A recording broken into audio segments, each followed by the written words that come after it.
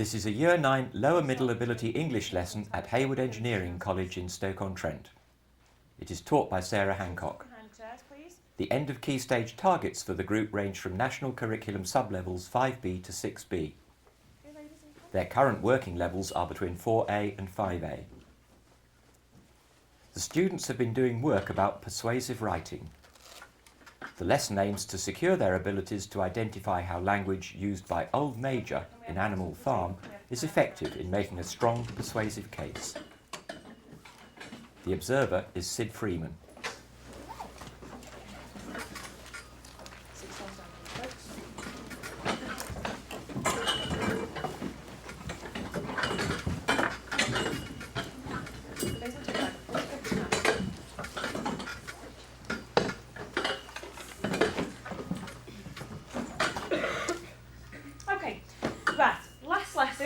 Yesterday, we started to look at our new GCSE text, okay, Animal Farm.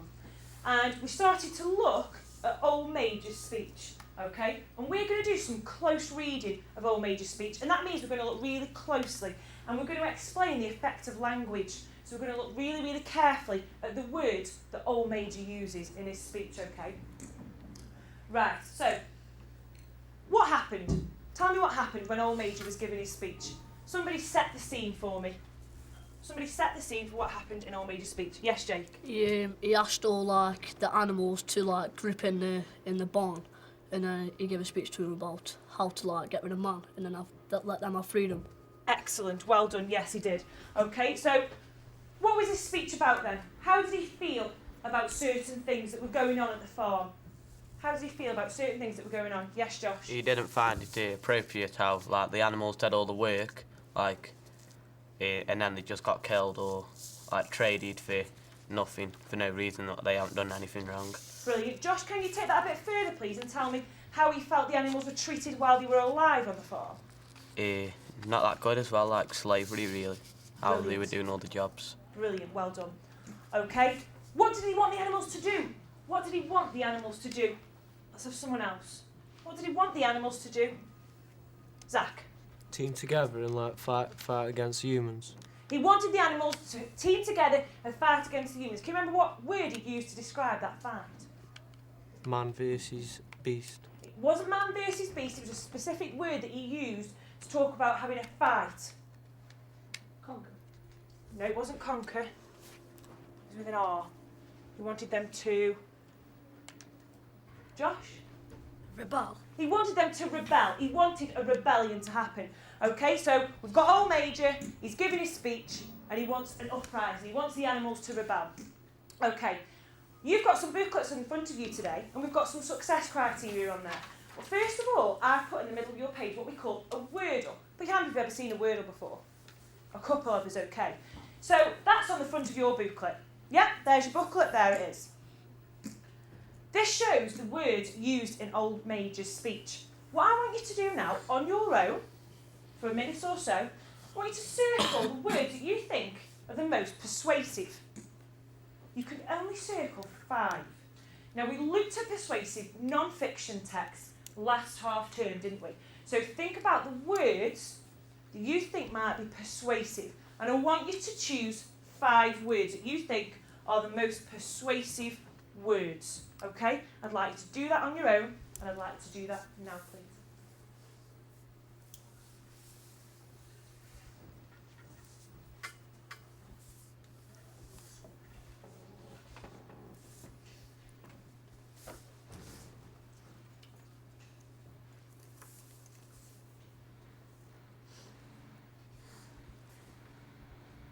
Okay, I can see that some of us are struggling to get going. So can somebody just put their hand up and tell me a word that they've circled, if they've circled one? Abid. Capable. Capable. Why have you circled that word, Abid? So the animals take responsibilities for themselves. Okay, so you think it's to persuade the animals to take responsibility for themselves because they're capable of doing it. Okay, good. So we're looking for words then that might persuade the other animals to rebel. The most persuasive words.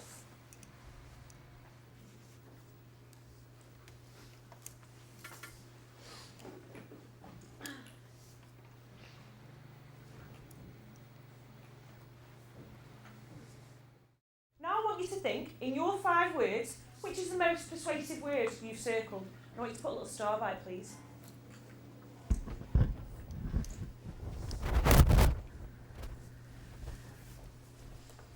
Now what I would like you to do is I would like you to write that word just at the top, not particularly big, on that post-it note on your desk, please.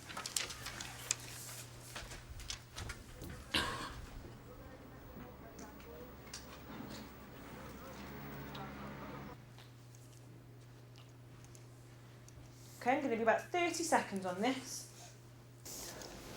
Excuse me, miss. Are those books? Those are for class? Yeah. Yes. Do you want them to use those at all? We're not going to be using the lessons, but you can have a look. Feel Okay. free to have a look through them. Thank you. Thank you.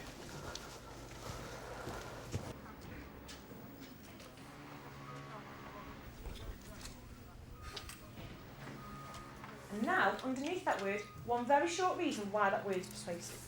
So Josh gave the example that comfort was a persuasive word because the word comfort meant surrounded by happiness, and the animals would want that. So you're going to write one reason down.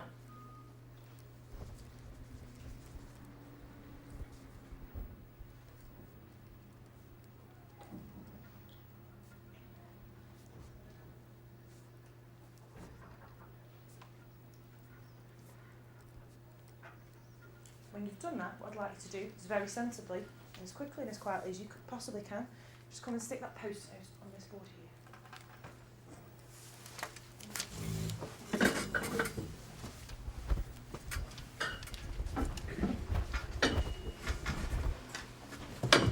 Okay, that is brilliant.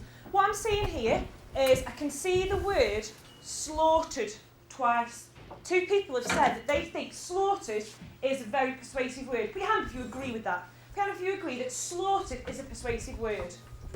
Okay? Why do you think that's a persuasive word? Very quickly. Jake. Because it's like a life or death situation for them. Like, say, the horse like does most of its work and works hard, and when it gets old, it gets slaughtered, like boiled. Brilliant, yeah, because we explored the fact that you said that the horses get boiled down, don't they, for dog food. Okay, so yeah, that could be an emotive word. Sophie? It's better than just saying that he gets killed. Right, why is it a better word than dangerous? It sounds more sickening. It does sound more sickening. Can you remember the technical word that we use when a word does that to us? It's emotive language. Isn't it? Emotive language, yes, well done. Emotive language. The writer's using emotive language. Go on, Amy. He over-exaggerates. So it's exaggerating as well. It's emotive, it makes you really feel an emotion, and it's exaggeration as well. It's going over the top. Well done, what a brilliant answer. Those are some really good words. We've picked out justice, we've picked out slaughter, rebellion. All of those are emotive words that make the reader feel an emotion, which Sophie quite rightly identified, okay? Right, what skill do you think we're using then? When we talk about words, what skill are we using? Jake? Is it emotive language? That isn't a skill, is it? That's what we look for. Oh. So what's the skill that we are using? Not sure. What skill is it when we look at words? If we look at specific words in a text and talk about them, what skill is it in English? Josh? Is it proofreading? Not proofreading, that's when we check for mistakes. What skill is it when we kind of look at language and we pull it apart to try and talk about it? Is it a word explosion? Oh, good. What have we used word explosions for? P paragraphs? Right, and what do P paragraphs do? Like, explain the words and like how it affects the reader, the words. Excellent. Well done. What a brilliant answer. We use word explosions to explore how it creates an effect on the reader. So that is our skill, okay? We're looking at language. We're looking at how it affects the reader, okay? Right, these are our objectives today. First of all, we are going to identify common text type features, so features of persuasive writing. We're also going to explain and comment on the writer's use of language. You started to do that last half term, but we need to develop it further. We need to push our way up, okay? Right, ladder of skills. Can you all open the first page of your booklet, please? Okay, you've got a ladder of skills there, and they're like success criteria. And it goes from level 5 all the way up to level 6. You can use these to help you move from a level 5 to 6 when you're commenting on language. Okay? So the things we were doing were level 5. We're going to move up that ladder. These are your success criteria for the lesson. We're going to use them to make sure we make progress. We're going to think, right, I'm on the first step, I'm moving up. Okay, so you can see how far you're going up that ladder. Okay, working our way up the ladder. We've got to identify and comment on patterns in the writer's use of language. That's a level 6 skill. Okay, so the words on your Wordle, if you flip back, some of them are larger, and it means they've been used more in Old Major's speech. So underline the 5 biggest words, please. Yeah?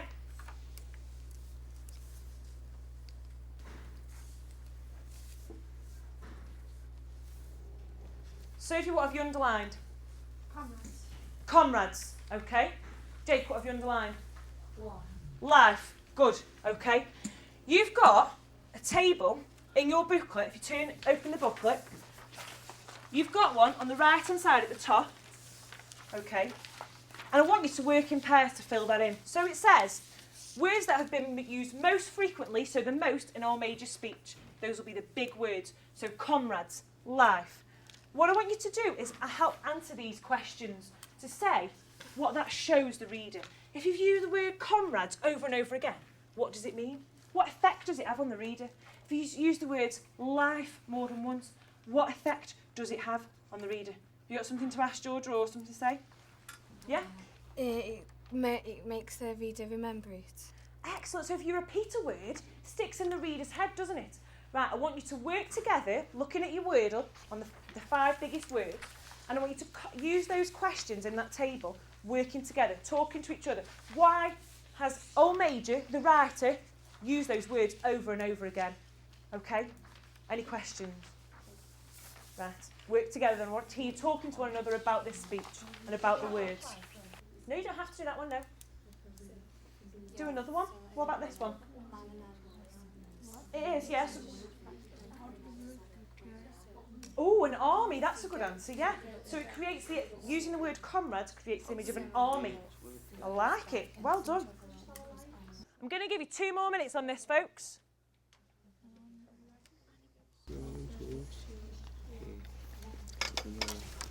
Why is it you guys are able to answer quite a lot of questions? Pardon? Why is it you could answer quite a lot of questions on this? Oh, well, Do you know the book well? No? Yeah, no, and what's happening not really. No? the line? Not really, no. You just thought you could have a stab at those questions. Yeah. Is it okay in this class, to sort of have a try? It doesn't matter if you get it wrong. Is it Yeah. okay to do that? Yeah. How does Miss help you learn particularly? Like, if you struggle, like, on one particular thing, Yeah, she'll come over to you and help you, yeah, like, give you advice. good. But say more than 3 people ask the same question, like she's just done, she'll explain to the whole class. Great, that's, giving them yeah, that's so if helpful. anyone else Yeah. stops, then they know. Great. Thank you. Thanks, guys. On the farm, have a long Right. Exactly. So you're thinking about the fact that he's saying man, animals, 2 different things, treated very differently. But this, they both have life, but they're forced to carry it out. Exactly. So you're thinking about how these words all link together. Does that make sense? So I put that little chain there, thinking about how they link together. Just that bit, yeah? So what do you notice about the words? Are there any similarities? Are there any differences in those words? You okay? Don't have to do a lot. Read it. Comrades. Do you find this easy or hard? It's alright, it's just challenging, so it helps you move on. Okay. How has it helped you to move on so far? Has it helped? Because I didn't know to link that because I didn't get it. all. Okay. But then I just explained it to me and I'll get it. You've got it now? Yeah.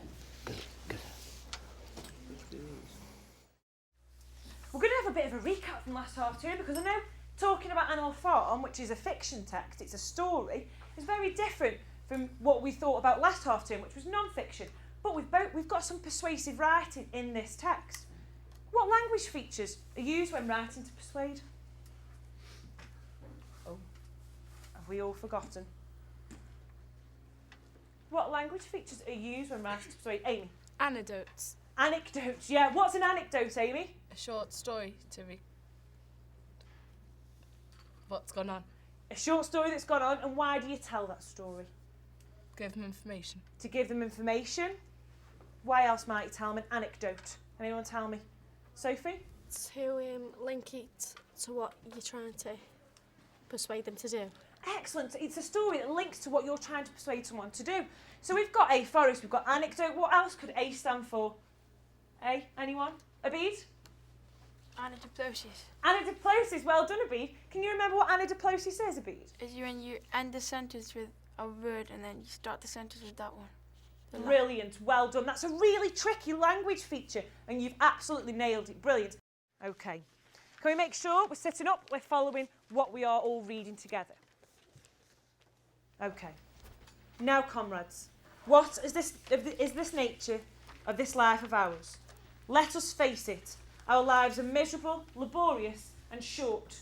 We are born, we are given just so much food as will keep the breath in our bodies, and those of us who are capable of it are forced to work to the last atom of our strength. And you, Clover, where are those 4 foals you bore, who should have been the support and pleasure of your old age? Each was sold at a year old. You will never see one of them again. In return for your 4 confinements and all your labour in the fields, what have you ever had except your bare rations and a stall? I would like you to read the next 2 paragraphs independently, please. Okay, just look up for a second for me, folks, because we have read this already once. We've reminded ourselves of what those persuasive features are. So we know what they all are. We've reminded ourselves that they've been used in this speech. In your books, in your little booklets, you've got a table, okay? And we all find the table that I've got on the board. And it's got some features of aphoris. Now, a couple of those you might not find in this speech, but that's okay. I want you to try and find the ones that are used, and I'd like you to put an example in the box next to it. Okay, I don't want really lengthy quotes. Remember, we talked about succinct quotes are the key. So what I'd like you to do is work together to fill in that table. What about short, simple sentences or short sentences for effect?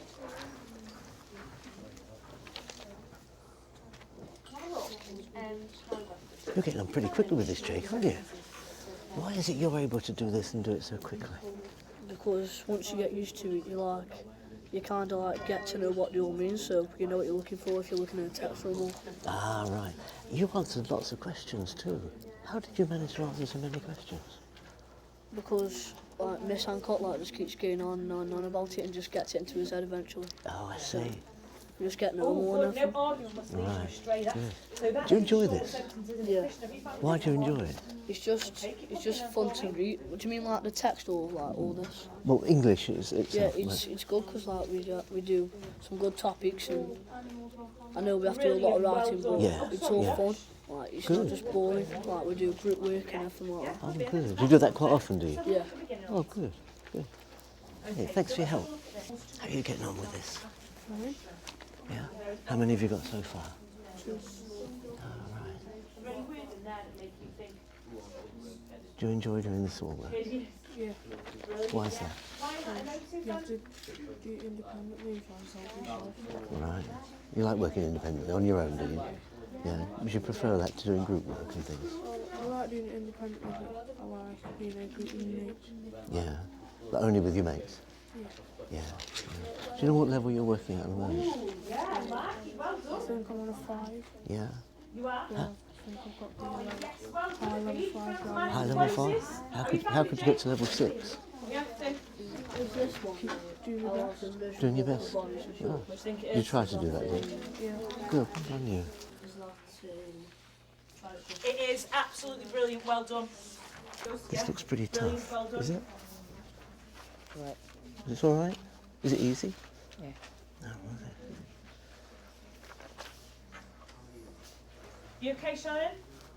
Yeah. What is a rhetorical How are we getting question? on, ladies? All right? I've got no answer to it. No answer. What have we got?